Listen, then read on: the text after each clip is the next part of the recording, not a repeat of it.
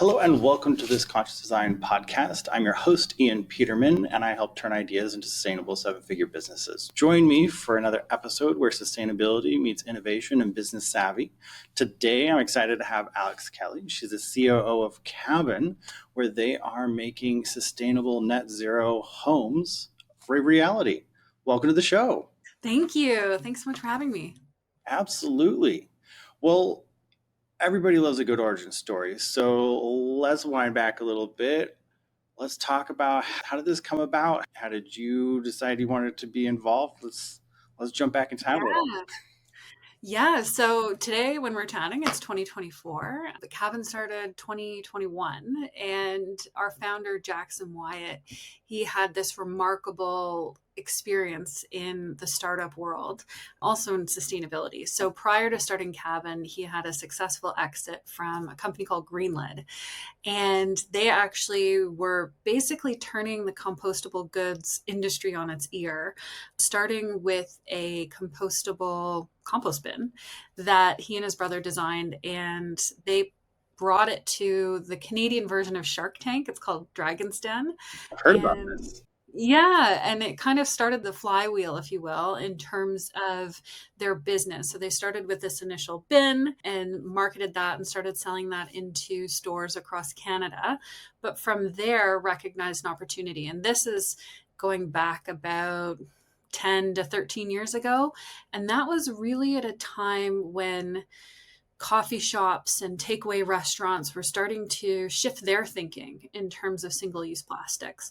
So Jackson and his brother developed other elements that you could use in different settings. So whether that was forks and spoons made from bamboo or compostable tableware, or even they would work with factories and farmers in India and harvest the sort of waste product from a wheat harvest and use these straws and cutting them down to size and then cleaning them and sterilizing them and packaging them up to be replacements for plastic straws for drinks. So this business, which started with sort of one SKU, then grew to, I think, about 100, 125 SKUs that were available in 50 different countries, working with manufacturing facilities all around the world. So really kind of grew a lot of momentum in that space. And as many businesses do, as startups looked at investor trajectory and then sort of the next step. And for them, they were acquired by a larger company with similar interests. And so Jackson kind of was looking at what to do next. And I think as many founders, kind of as much as he liked the idea of slowing down and, had some grand ideas of moving to an island and being sort of chill for a while, his entrepreneurial mind got the best of him. And he was like, well, if I was going to move onto an island and, I was going to have to live there and I'd need solar energy. And then how would I get the house there? And what would that look like? And then all of a sudden, CABN was truly born in this idea of wanting to live remotely, live lightly in terms of impact on the land, so very non-invasive, and also looking at something that would open up the opportunity for where he could put a house. And so that's where, working with a number of engineers from his previous company, Greenlid, and some other incredible experts along the way, they started to develop the concept of CABN. And we are a rapid prefab housing company made from sustainable materials and can be completely run off renewable energy. So they started to kind of build this business baby, I guess you could say, and taking kind of all of the best practices from traditional home construction, from some different building sciences, and everything that we knew about R&D from home building, and how could we improve upon it. And that's how CABN started. And it started very much with a concept and computer modeling, and then grew into a real show home, a real factory. And I joined the company almost 3 years ago now. And first, in terms of consulting, my background is a lot of marketing and communications and government relations and organizational strategy. But very soon after, Jackson convinced me to join full time. So it's been a wild ride. Since then, we've grown. We've got North American acclaim and inquiries from 6 of the 7 continents. We still haven't broken into Antarctica yet. Business is certainly a bit of a freight train these days. Well, that's amazing. Well, maybe if you add enough insulation, somebody will want this on the poles, and you'll be you'll be good. You'll. Yeah, yeah, exactly. Oh, that's an amazing story. I love that it started off with this other product and getting into sustainability and then going, yeah, how do I build this on an island? Which is interesting.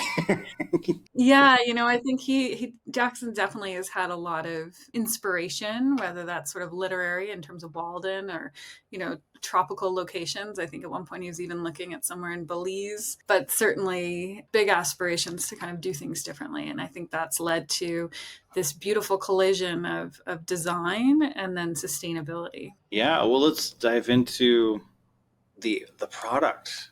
Yeah. So for, as probably everyone's already gathered, right, this is for building homes in a modular way, it's something that is trending upward. It's an idea, right? Most people think of modular and they immediately think mobile homes, though, which this is not.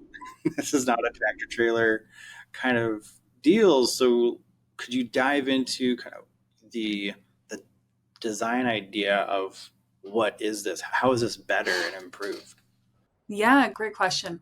So you're right. Like people think of modular and they think of a trailer, a sort of a relief trailer or a temporary housing. We trend more towards prefabricated. So, and that's where I think the differences between some of the common ideas of modular and prefab sort of intersect, in that you're building a lot of the components of the home in a factory. So it's climate controlled. You have precision. You're not dealing with unexpected rainstorms sort of soaking all of your materials. And so the productivity is much faster, it's efficient, and the home is much more precise. And so that's kind of where we start to kind of take a bit of fork in the road from like a traditional modular idea. So our homes, we've got 4 models that are publicly available right now, from 540 square feet up to about 2,000 square feet, 1, 2, 3, and 4 bedroom. And all of our homes, I'm biased, but they're beautiful in design. It's sort of a Scandinavian take, and they're more modernistic. So the homes all feature a generous roof slope, some really open interiors, and while the design is beautiful, it's also purposeful. So we have this big roof slope to allow for a full solar array of solar panels on the roof. And we have these broad, expansive spaces on the inside because the house itself is built from a material called cross-laminated timber. And so it's very structurally strong and resilient material. And that creates that building envelope as sort of the shell of the home. And it's so structurally significant, you don't need interior walls to hold the house together. So you've got something that's very strong, very resilient, lends itself to this beautiful sweeping 2-story vaulted ceilings. And the other wonderful benefit of cross-laminated timber is that not only is it a great building material, so it was basically originally introduced to replace structural steel and concrete in high-rise buildings. So you've got something that's very strong and durable, but at the same time, it's not like traditional stick frame housing where you frame it out and then you have to cover it in drywall. This, your bones of your building is what the interior walls are. So you have these beautiful, expansive wood walls that kind of arc up to the ceiling. So again, we're pairing a really good, solid building material that we can work with quickly on site with something that looks beautiful. So these homes are designed for that. And then, of course, to your Antarctica comment, they are very well insulated. So they perform better than a traditional home. And when they're angled properly with those solar panels on the roof, it can generate up to 200% of the energy required to run that house. So they're almost over-engineered in the sense that you generate more energy than you need. So these houses work hard, but they're looking beautiful while they're doing it. Amazing. Well, yeah, so double the power. Do you guys pair and solution? Like, what do you do with that extra power? Are you able to plug it in, sell it back? Yeah. Yeah. So every jurisdiction's a little bit different, but yes, in most places you can net meter or sell back to the grid if you are connected to it. And so that is where our clients have an option. So they can be connected into your classic electrical utility and sell it back, or they can store it in some high performance battery banks. And so it's kind of saving for a rainy day, if you will. This allows them to know with certainty that they can continue to operate their house, even though, you might have a number of days in the winter that might be darker or rainier, and you may not have as much efficient power generation. You know that depending on the house size, up to 70 kilowatts of battery storage to run your home, charge your EV, keep things going, even when maybe everybody else around you is experiencing a power outage. Right. There's so much that you've said to unpack now, but you mentioned a little bit about being able to put homes in places that maybe were a little bit hard to do normal construction or more remote locations. Obviously, the power, you can be off grid if you're producing 100 to 200%. That's great. Off grid. How is this able to be easier for those more remote locations where somebody might not want to, build out the giant road to have all the big trucks come in and tear everything up? Yeah, we have a lot of clients that are doing some remarkable buildings in very far-flung locations. And so it's an interesting one because now their opportunity for real estate is extended so much farther beyond what they previously kind of could have looked at, because maybe they were looking for something with utility hookups. Now they bring the power themselves, and they could do a well and a waste and water solution in terms of septic and a well, things like that. The other thing that we're looking at is that our homes, we don't include basements in our homes. We do that so that you can build on pretty much any sort of foundation style. So if anybody here had a basement growing up, it was probably a concrete basement foundation type of setup. That can be very time consuming. You require a lot of heavy equipment to excavate and pour in the concrete. Your windows are pretty narrow in terms of timelines. And it's a huge greenhouse gas contributor. About 60% of traditional homes, their GHG emissions come from the concrete used in foundation and basements. So if our clients want to build on that, that's fine. But when we're looking at these more remote locations and how do we put in a foundation, we love to defer to helical piles. So these are like big screw piles that go anywhere from 4 to 14 feet down in the ground, and create a level foundation or a level opportunity to put a steel frame on top of and then build our house up from, right on top of those helical piles. So you don't have to excavate, you don't have to pour concrete. And this then makes it a lot easier to kind of break into some new territory with land. These helical pile installers, it's kind of like the size of like a lawnmower, so you can kind of get them into anywhere. That's small. That's Yeah, and so it's not a cement truck. exactly.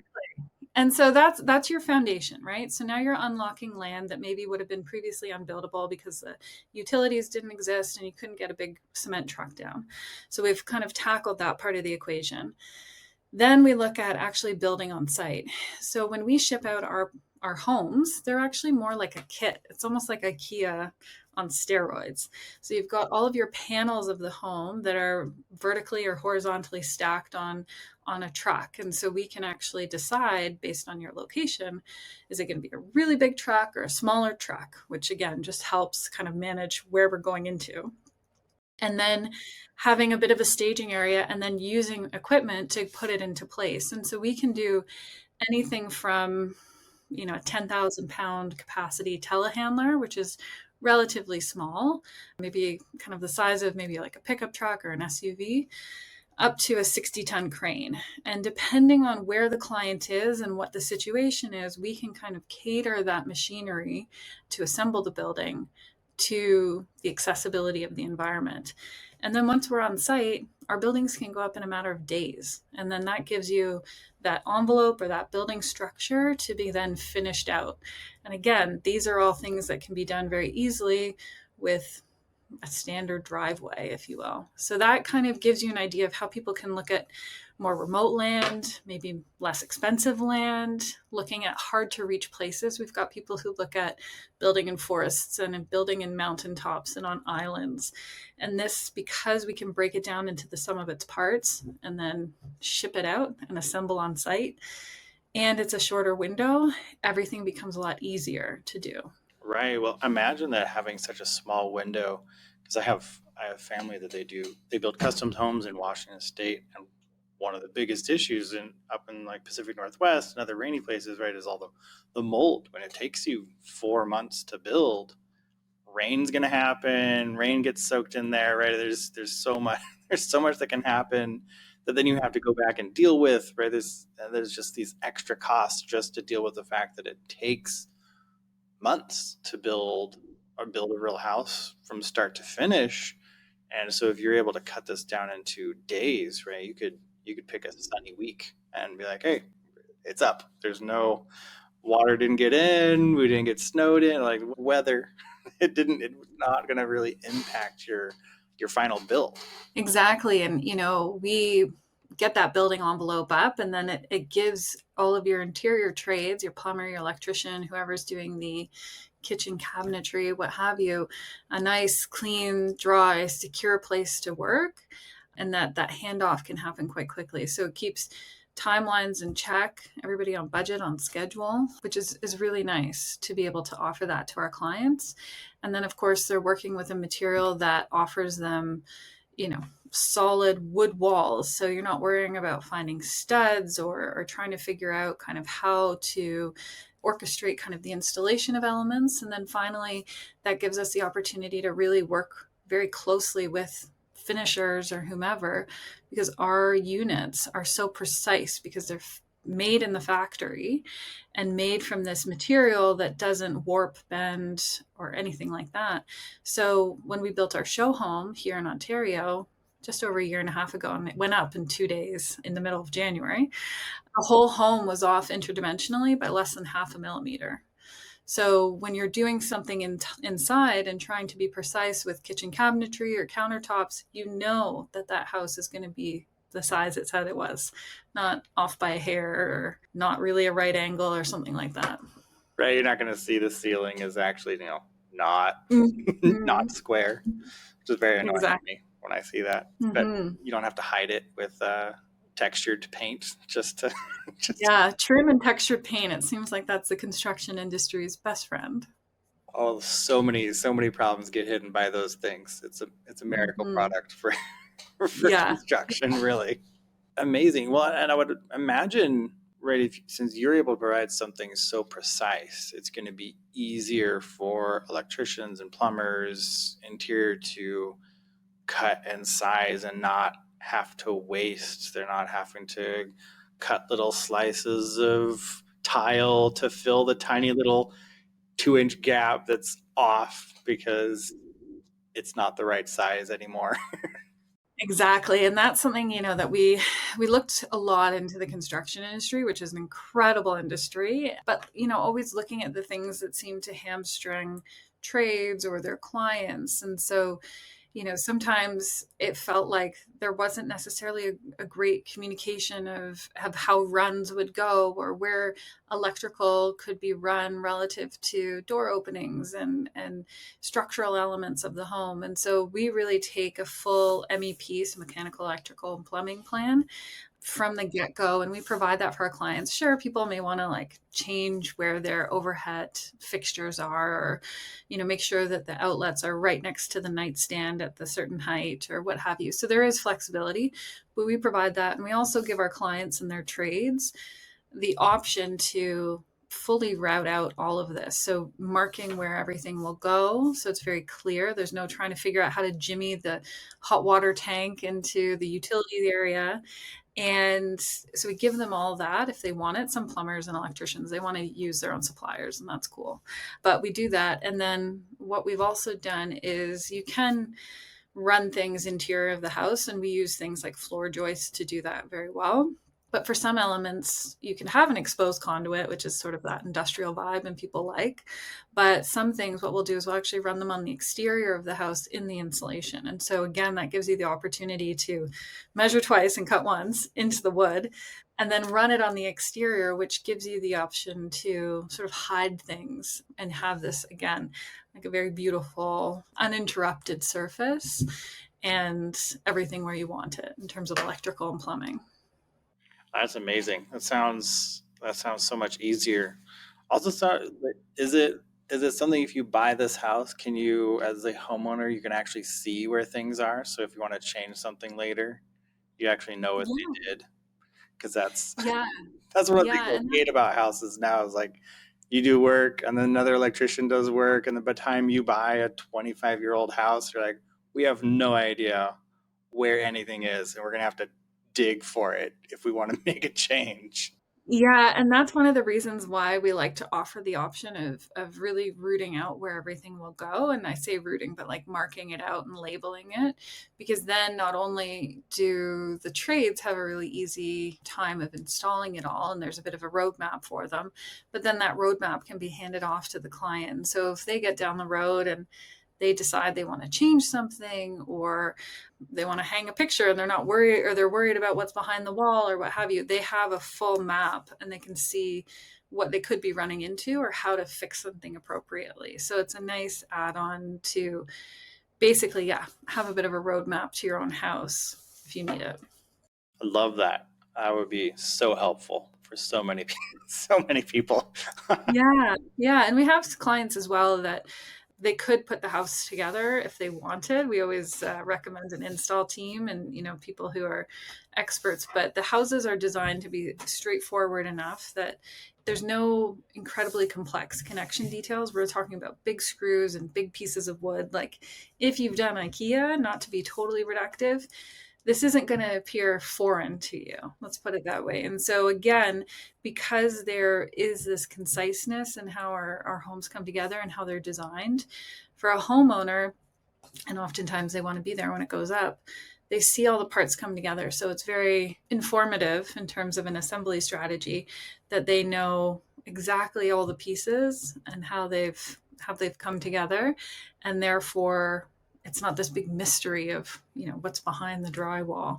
You see it all coming together. Oh, that's great. That's great. I wanted to dive a little bit into the material, right? You have this cross-laminated lumber, and you mentioned it's on the inside. I'm assuming that you don't see that from the outside, or do you double? How do you do that? Come together. Yeah. So cross-laminated timber, I mentioned it before, but really we've got layers of traditionally spruce, pine, and fir are the species of timber that are used.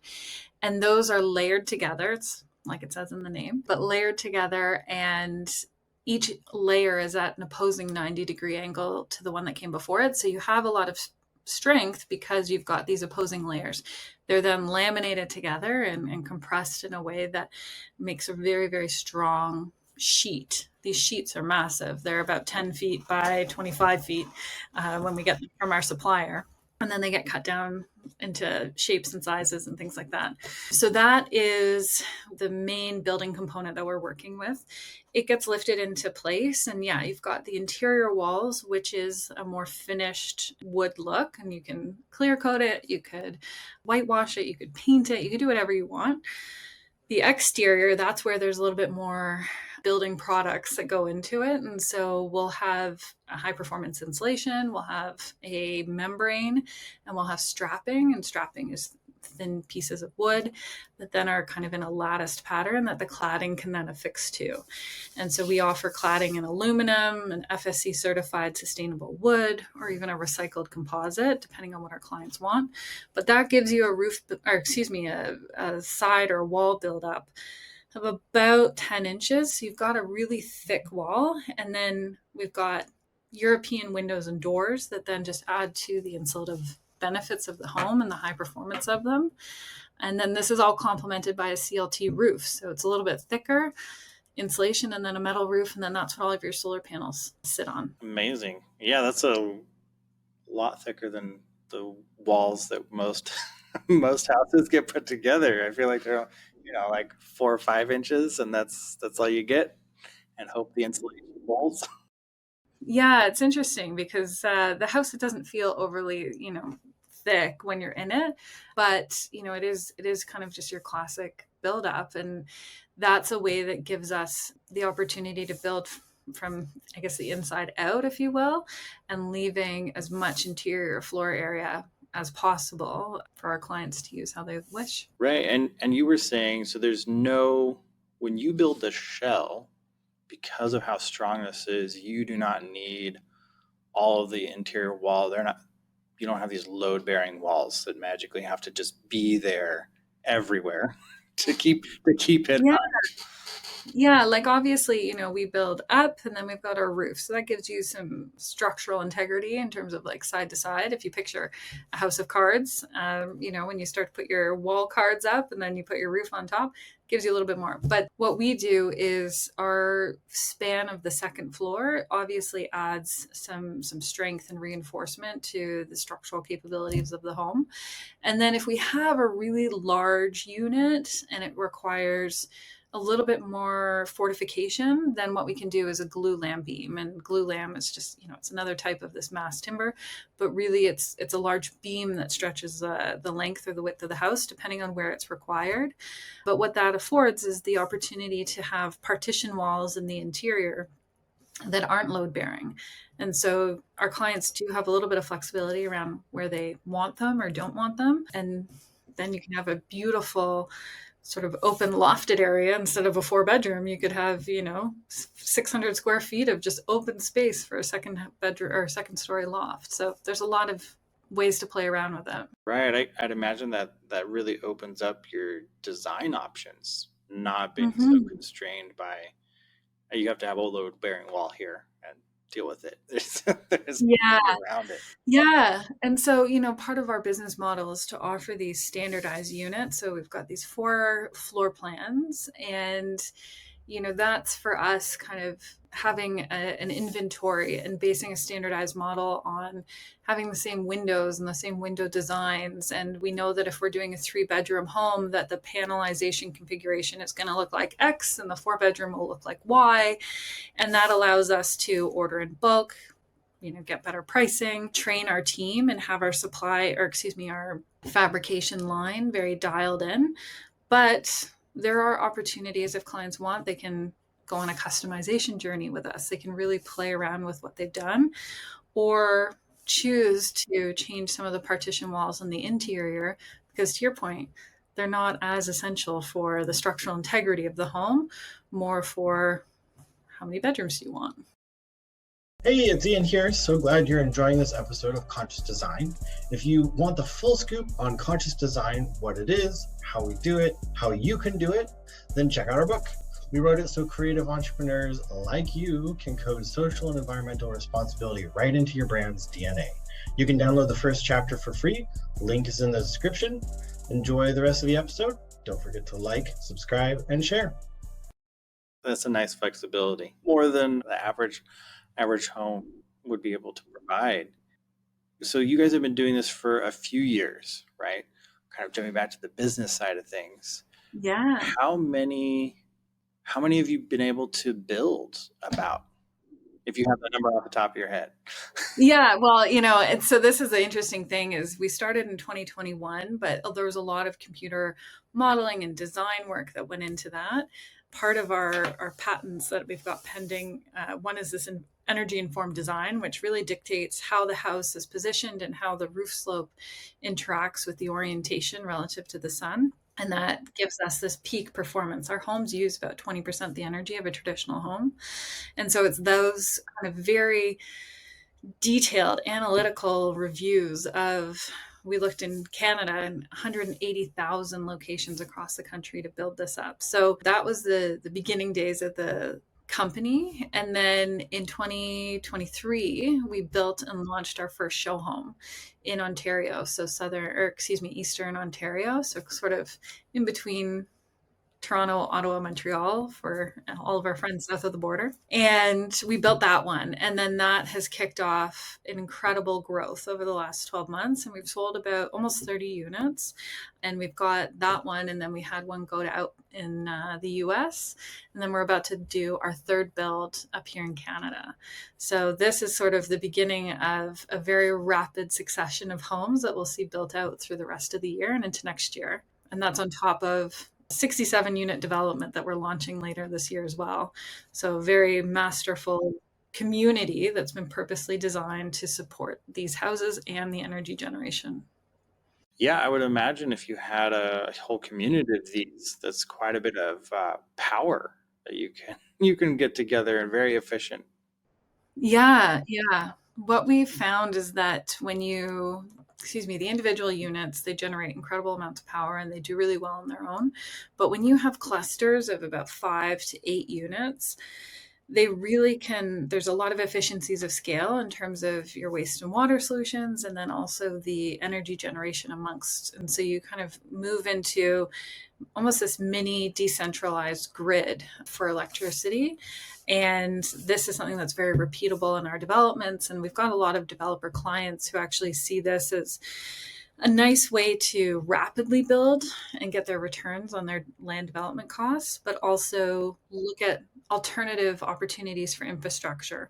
In North America, a lot of our municipalities are having major issues with aging infrastructure. And so their pipes and things like that aren't able to withstand sort of 50, 60, 70 years of use.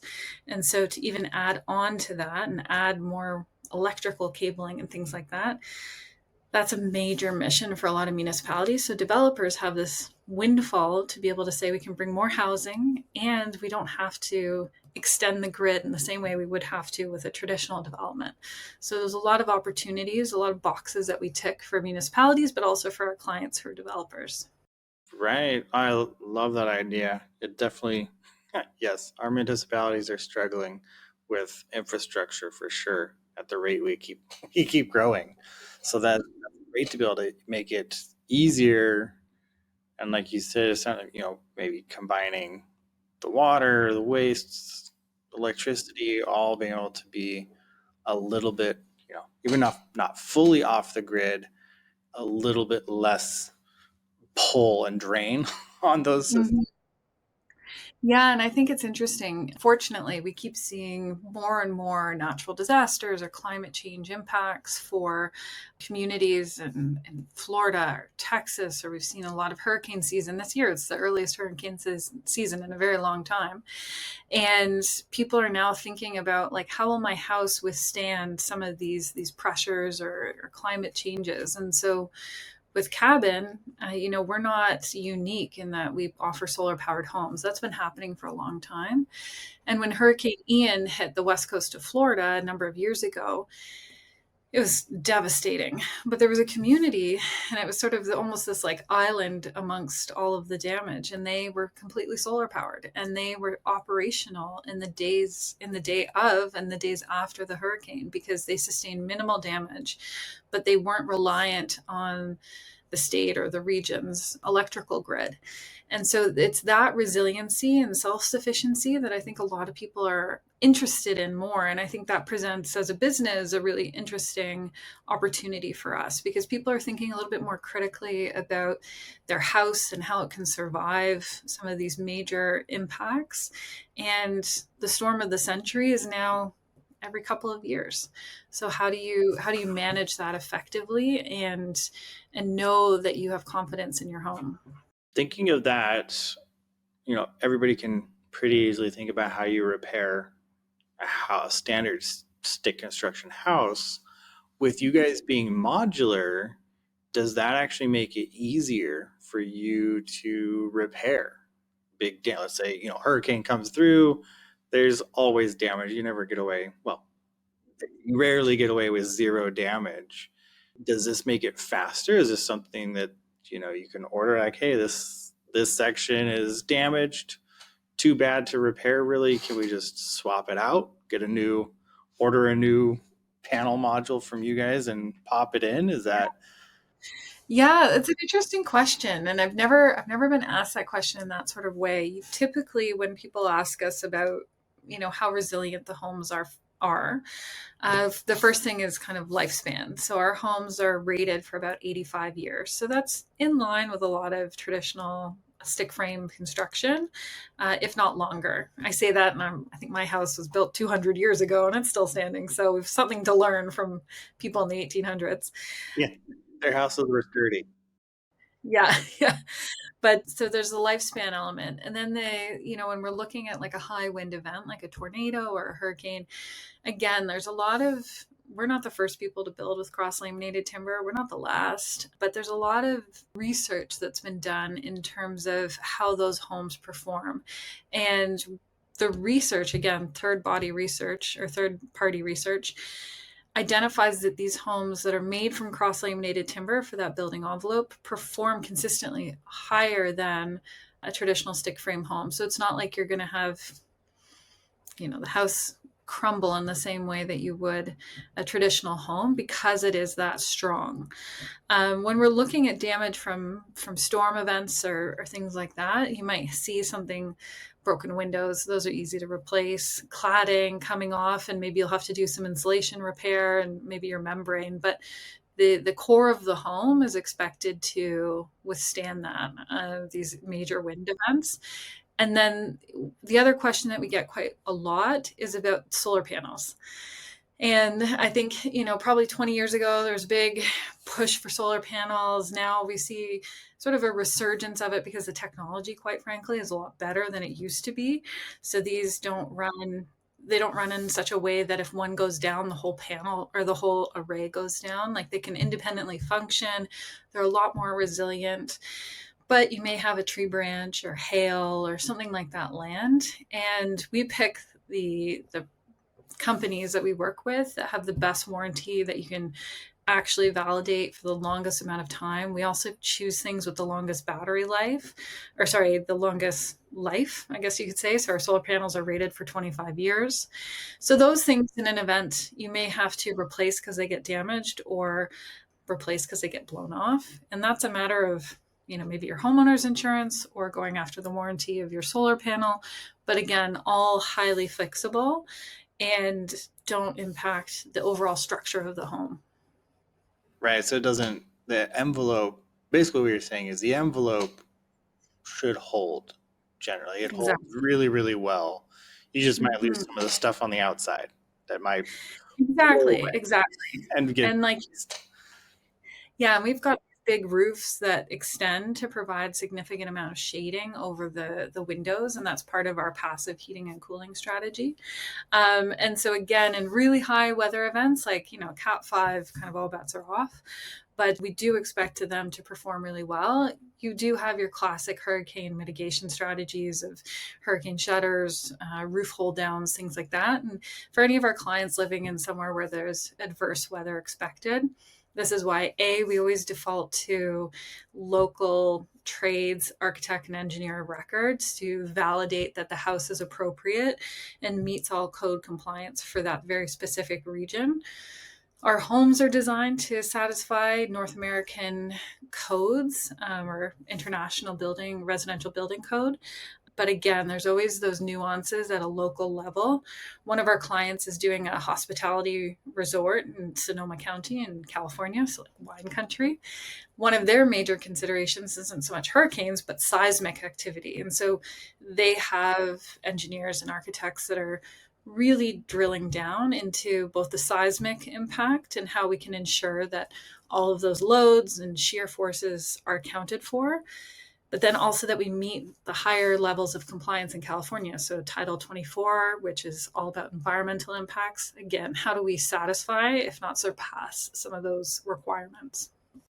Yeah, it's amazing just how many, you talk about the nuances when you get into construction, just how much down to the city level, there's sometimes such big changes and differences between build something in Toronto versus California versus Florida, the weather, the laws, all these things, so much to think about. So it's an impressive task to say we're going to build a modular home that's going to actually meet all those requirements in all those areas. So it's a lot to do. Yeah. And, and I think that's where, again, like there's kind of always this when people call us and they're talking about their chief building official and how they'll get a permit for a modular house. And that's where it's saying, well, actually we trend more towards it's more like a traditional build, if you will. And traditional building materials and how it all comes together. It just so happens, instead of buying the lumber at Home Depot and starting to frame out a wall, we bring these wall sections to you, and they're just built from wood in a different way. So again, very different than some of the houses that are built for more of a shorter lifespan, or, designed to be trucked out in like all one piece, or are a little bit more, they're not as hard wearing, I guess you could say, than some of the things that we're building. Like, you could drive a truck over the houses that we build and they wouldn't budge. And it really is more like a traditional home, just built in a bit of a different way. Right. Well, jumping over to where you guys are going. So I know you're in North America. You have US, Canada. Where else? Is this something that, say you had an island out in the Caribbean you wanted to build in? Is this something that you guys Great. can Anybody build? call me, let me know. Yeah, like I said, like when we launched, we were very fortunate. We have an amazing team that runs all of our PR, and, we earned a lot of great coverage that I think people are hungry for something different. And certainly the interest in housing during the pandemic and everything that's come after it really sort of helped catalyze what we were doing. And so we've had a lot of interest from major publications. And so that's really helped us to gain this worldwide following. We've got thousands of people on our newsletter list. We've got wait lists of over 800 people and developers and hospitality groups that, quite frankly, we're just working through. So for us, the plan was always, let's start in North America, more because shipping in a continent, it really comes down to logistics and where our factory is. And then also there's transferability in terms of the electrical components, really, between the US and Canada. Like, my hairdryer will work great in your house and at my house, kind of thing. But when we move into our European clients, I've chatted with folks in South Africa, I've chatted with people in India and Japan, and then throughout South America. It's just a matter of time for us. And I think that definitely is a longer range expansion and growth for us. We've got a lot of our suppliers come from Europe. They have the highest standard in some of these building technologies, whether it's membranes and tapes and insulation or windows.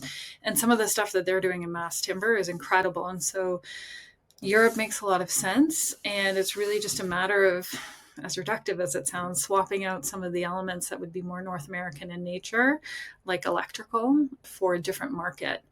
But I think beyond that, it's really for us looking at not only our B2C part of the business, or individual clients who are buying for their primary residence or secondary residence, or maybe they want to do some sort of Airbnb, VRBO income. I think that's really one key part for us. The other is looking at developers. So again, like I mentioned before, this is a turnkey option for them. It's really easy, it's very fast, and they can stay on budget and on their timelines. So that's one other piece. And then hospitality.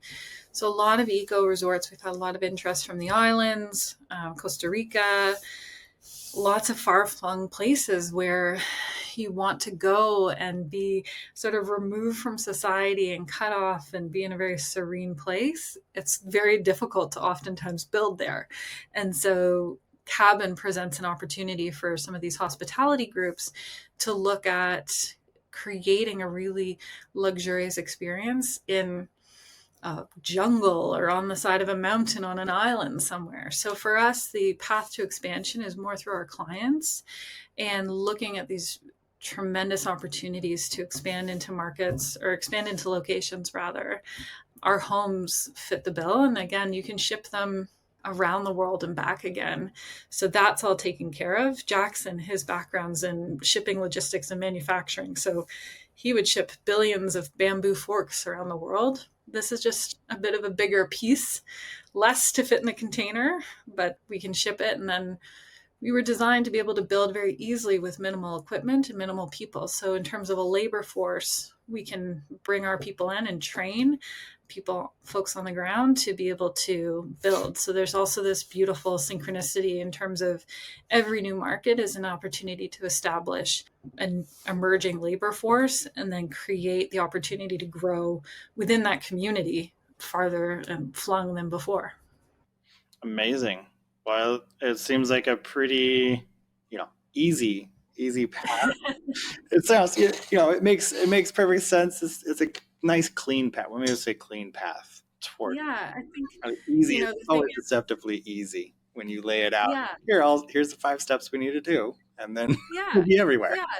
yeah. For us, like, we look at housing, it's a global issue, and I think it's on every major news source and every politician's agenda. Like, housing is something, it's a human right, and we believe very strongly that there should be a way to disperse what we're doing to a lot of different places. And so when we started the company, we also started a nonprofit foundation, and part of our work at the CABN Foundation is to take everything that we're learning and everything that I've shared with you, advanced building sciences and technology and regenerative or renewable energy and, community design, and how do we augment or replace how do we augment or replace community infrastructure systems? Like, what are we looking at here?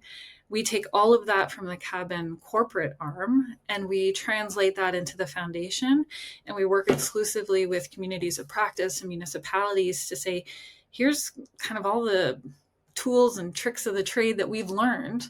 We provide that. If you build a cabin, amazing, but if you decide to do a decentralized microgrid in your community to offset an aging grid, go for it. Like, amazing. We love that. We will cheer you on. We will share whatever resources. And so for us, maybe the cabin model that moves into different markets around the world looks different, or maybe it's for the work of our foundation, but at the end of the day, we need billions of homes for people. So if we can be a small part of that, that's incredibly meaningful for us. I love that. It's an important thing to point out, right? Housing is so important. Not everywhere. A lot of us, especially North America, we sit here and go, oh yeah, we have a place to live and it's nice and it's efficient. But there's also so many areas, talk about South Africa, entire continent of Africa. There's so much growth, and the efficiency, I think it's the 20% that you said of energy required. It's a huge thing, because now we're seeing things about, our energy grid doesn't even have the power to run AI as it's skyrocketing up, right? Those are now some of the conversations we're having. So I don't know how to fix that energy requirement, but you guys are at least addressing, one major. If everybody has a house, that's billions of houses out there.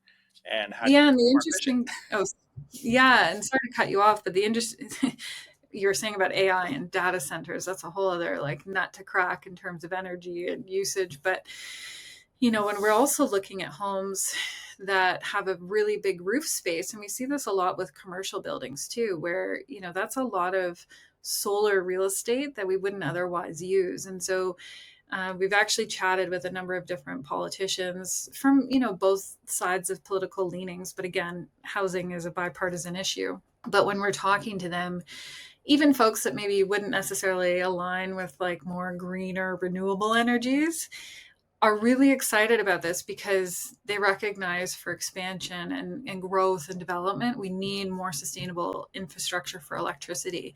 And these homes, whether you're putting solar on the roof to use for yourself, or it's part of a community fed plan wherein all of that energy is used for the collective of the community, that is an incredible asset to, again, create something where potentially there wasn't anything in terms of that electricity. And so we're not a one size fits all, but we really strongly believe in our whole team that technology and design and these advances, they shouldn't sit up at kind of one end of the scale in terms of housing. That is something that should be shared as widely as possible, because if there's something that's gleaned from the higher end luxurious homes that are doing all these wonderful things, why wouldn't we share it to make everybody's lift everybody else up? So that's really kind of what drives us to share as much as possible.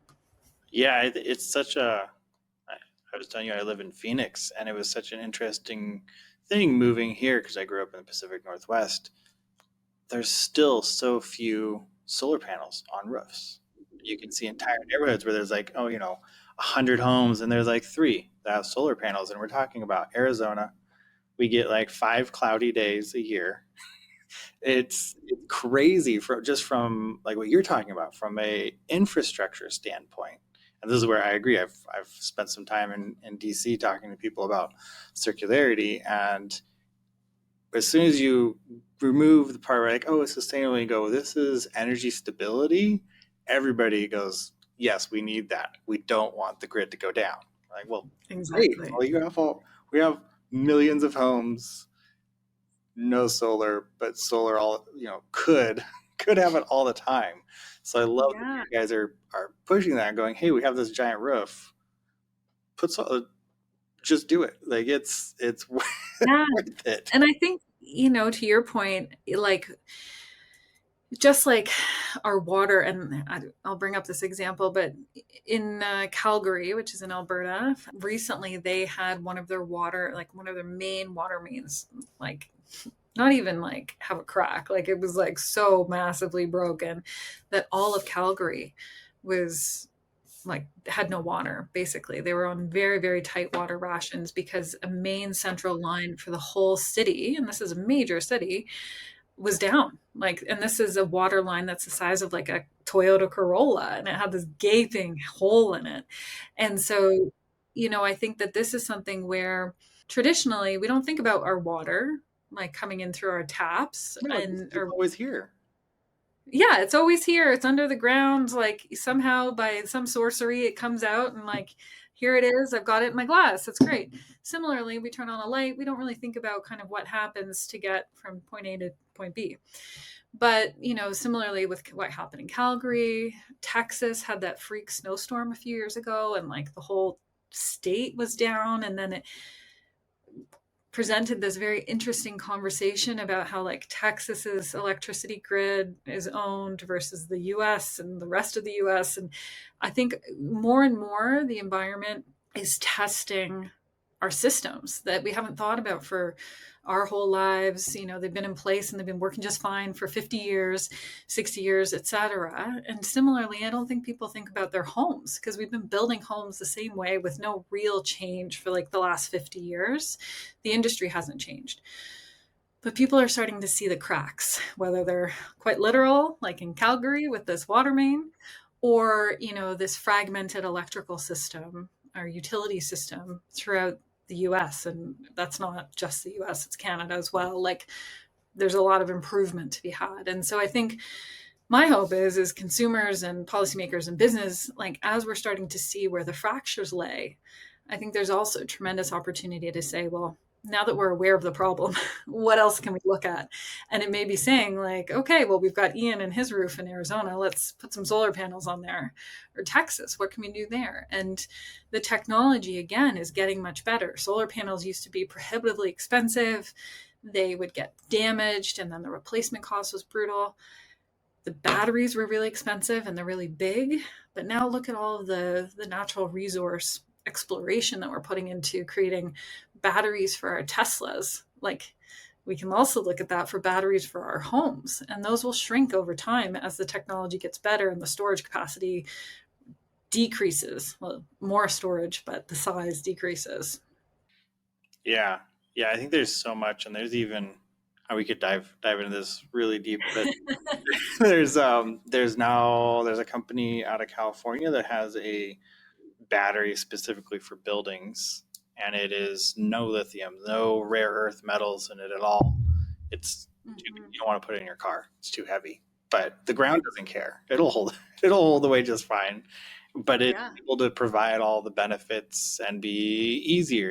If you crash into it, it's not going to start a fire, which is good to have next to your house or your garage, right? Your teenager drives through it, it's going to be fine. Those, but these are all things like, as you said, there's so many things that we are starting to see the cracks in, literally or figuratively. And I think it is a huge opportunity, and you guys are already capturing it in one way, but continuing to capture those ideas of, okay, well, if the system is breaking down, don't just do it the same way you did it before and patch it. How do we actually do an improvement and take the advantage to upgrade the system and make it more efficient, well, if we can make everything else 80% more efficient, just like let's do that. Like why wouldn't we do that? Everyone wins when we do that. Yeah, and I think like the U.S. does it really well in terms of incentivization, and a lot of our American clients love it because they have tremendous incentivization for solar panels, for example. Many years ago, I started my career in public health and health promotion, and when you're looking at sort of a sweeping public health campaign, it's always about incentivizing people and what does that offer, whether it's an improvement in their lifestyle or improvement in their bottom line or what have you. And I think the same falls suit for people in their homes. And it's really expensive to say, well, I'm going to put in high performance insulation, or I'm going to put solar panels, or I'm going to trade out my like old school furnace for like a super efficient heat pump. And this is all like if you're retrofitting your house. But if there's an opportunity, or there's a subsidization or some sort of incentivization that makes what could right now be a bit more of a costly alternative makes more sense, or if we can really show people that switching to solar over the lifespan of the panels, like here in Canada, people can save up to $63,000 over the lifespan of the panels. Like that makes the upfront cost, I think, a little bit more easy to stomach.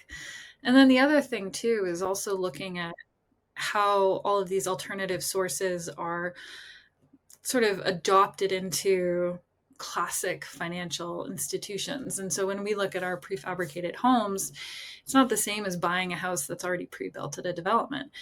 But a lot of mortgage systems are still coming online and they're figuring it out. But like these sustainable homes that look like a home and feel like a home, but maybe there's something different about the construction. So we do prefab, or there's differences in terms of electricity. How do they create a model? And I think it's just a matter of catching up, whether it's a financial institution, whether it's insurance, they're all getting there. They're coming to the table. And that I think will only help to make it more accessible for different people and different markets across the country. Yeah, I think that's the important part, right? Keep moving forward, and as everybody else joins you, you figure out the mortgage and the insurance, all those components finally come together, and then hopefully the idea is like 10 years from now it'll be very easy. I won't be a confusing conversation with an insurance agent about how is your home built, why is your home special, and not to freak out anybody. People, there's insurance for homes, but it's interesting because I've had a lot of conversations with insurance brokers about solar panels. And there's a really interesting piece about solar panels. And I think, again, historically, there is maybe associated with more potential for fire or something like that. But again, we've come a long way. And then also building code is meant to be protective in a lot of ways. And I'm sure some people have their own trials and tribulations with building code or have never thought of it in their life. But building code is designed to keep us safe. So for example, if you have a massive solar array on the roof, you're going to have your solar, or like your battery storage outside of the house. Like most jurisdictions require you to have a separate battery storage so that you can't light your house on fire. It's just like when everybody started charging their EVs and they lit on fire in the garage. You're not meant to have them in the garage. So, it's all this learning and there's education. And again, that's also part of our purpose here, is to educate so that people understand and they make the connections. And then our clients all have insurance, as they should. And, they figure out different opportunities through credit unions or construction loans or things like that for their banking. But again, it's putting all those pieces together. And in 10 years, 5 years, hopefully next year, maybe this conversation will be totally dated in terms of, we've come so long or so far that these things are no longer an issue. Yeah, let's do it. Let's make this antiquated conversation in the old times before it was all common. That's our goal. That's our goal there. Lofty. Well, amazing. And this has been a great conversation. We've covered so much. I feel like we keep going. Houses, they're such a complicated thing, and all the nuances in different areas, technology that goes into them. We could keep talking forever. But for now, at least, let's kind of wrap. And I just wanted to, a couple things. One, make sure for people who wanted to get in touch, what's the best way to reach out? I know you already have a good waiting list, but let's add more to that. how do people do that? And then anything else you want to throw into the mix that we haven't covered? Yeah. Well, for anybody who's interested, visiting www.cabn.co, and that's cabin, CABN.co. We always joke there's no I in cabin. We've got a very collaborative team. And yeah, I think for us, we've got our standard models on our website, but we've also got a couple other cool things in the hopper. We've got a sort of a townhouse or a multi-res style unit, and we're going to be kind of launching some other sort of purpose-built buildings. We've got some commercial projects in the hopper as well, so use the website as a bit of a starting point and go from there. But no, I've really appreciated the time and would welcome any questions from any folks out there. So the website's a great way to get in touch with us. Perfect. Well, thanks for being on the show. Really appreciate it. For everyone listening, there will be links in the description. Feel free to click that. And yeah, great episode. Thanks for being on. And that wraps up another episode of the Conscious Design Podcast. If today's episode inspired you to bring your product idea to life and turn it into a sustainable 7-figure business, visit petermanfirm.com or click the link below. Your ideas have the power to change the world, and we're here to help make that happen. Thank you for joining us, and I'll see you on the next episode.